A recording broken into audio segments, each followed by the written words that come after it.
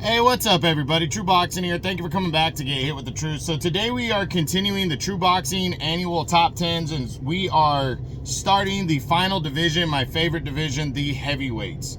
This video is going to be on the dropouts, the fighters that dropped out from last year's top 10. Now, before we get into that, if you could smash the like button, leave a comment, or subscribe to the channel, I really do appreciate any and all support that I can get as I continue to build my channel here.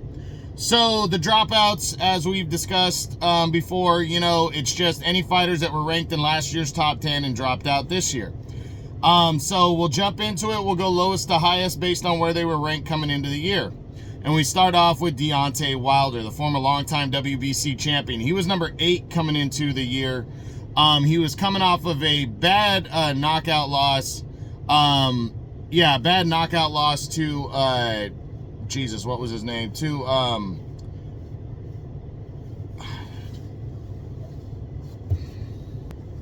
He's coming off of a bad decision loss, to Joseph Parker on the Day of Reckoning card in December of 23.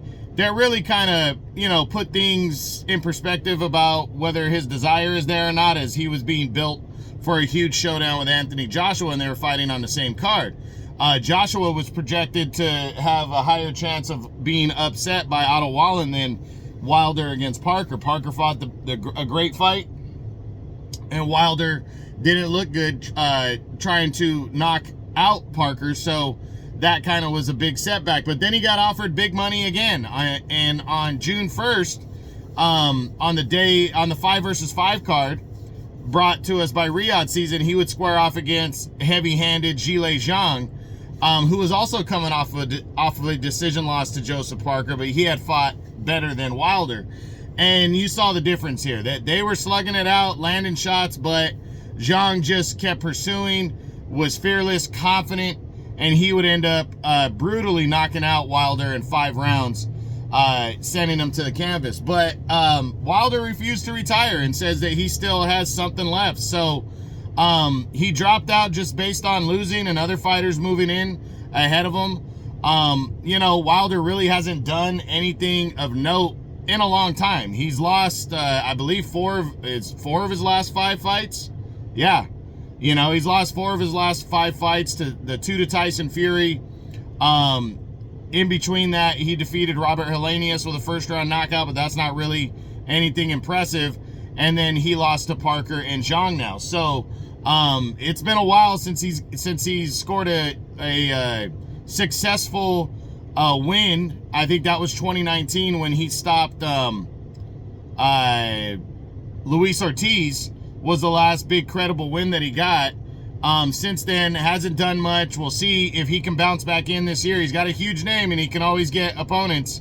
Again, 39 years old, but he still has that power, so we'll see. The other guy to drop out is also 39-year-old former WBO interim champion Joe Joyce. Joe Joyce was number 6 coming into the year, and he was coming off of a devastating 2023 where he had been laid out twice against Zhilei Zhang. He got stopped. It was a bad eye swell in April of 23 against Zhang. He had a rematch clause after it was a 6-round TKO due to the swelling.